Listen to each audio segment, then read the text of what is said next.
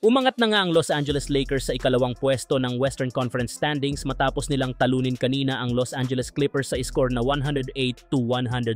Muling bumuhat si Luka Doncic na nagtala ng 29 points, 6 rebounds at 9 assists upang pangunahan ang panalo ng Lakers. Kasama niya si LeBron James na nag-ambag ng 17 points, 5 rebounds at 9 assists. Sa kabila ng pagkawala ni Rui Hachimura, Austin Reeves at Jordan Goodwin, nag-step up ang mga role players ng Lakers upang punan ang kakulangan sa lineup. Nagpakitang gilas si Dorian Finney-Smith na may 11 points at 4 rebounds. Hindi rin nagpahuli si Gabe Vincent na may 9 points, 3 rebounds, 2 assists at 1 steal. Mainit din ang shooting ni Dalton Knecht na nagtapos na may 19 points, kabilang ang 5 of 8 mula sa 3-point range. Malaking tulong din ang depensa at hustle plays ni Jackson Hayes na nagtala ng 6 points, 7 rebounds, 2 block shots at may plus 11 sa plus-minus rating. Patuloy niyang pinapakita ang kanyang halaga bilang starter, lalo na sa kanyang rim protection. Isa pang mahalagang piraso ng Lakers ay si Jared Vanderbilt na muntik ng mag-double-double performance sa kanyang 8 points, 9 rebounds, 1 assist at 2 blocks. 5 sa kanyang rebounds ay mula sa offensive glass na nagpapatunay sa kanyang sipag at hustle. Sa bench naman, nagbigay ng solidong contribution si Trey Jemison na may 3 points at 2 rebounds. Bagamat hindi kalakihan ang kanyang output sa opensa, pinatunayan niya ang kanyang halaga sa depensa at energy plays. Dahil sa panalong ito, patuloy na umaangat ang Lakers sa Western Conference, patunay na kahit wala ang ilang key players, kaya nilang lumaban sa pamamagitan ng malalim nilang lineup at husay ng kanilang mga role players.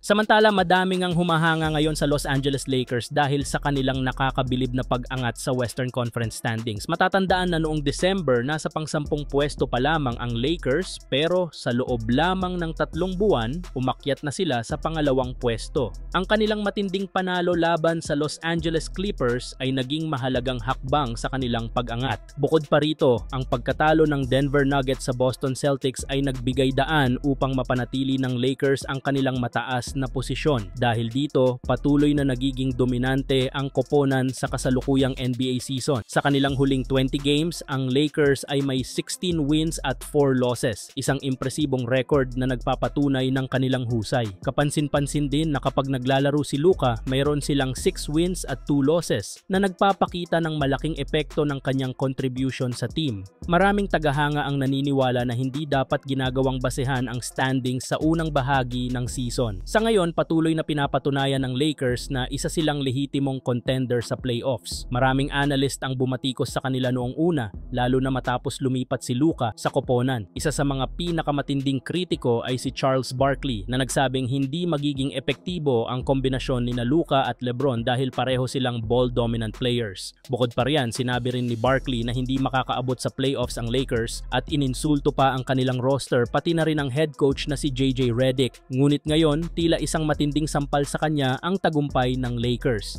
Pinatunayan ng koponan na mali ang kanyang prediksyon at ngayon isa sila sa mga paboritong koponan na magtatagumpay sa playoffs.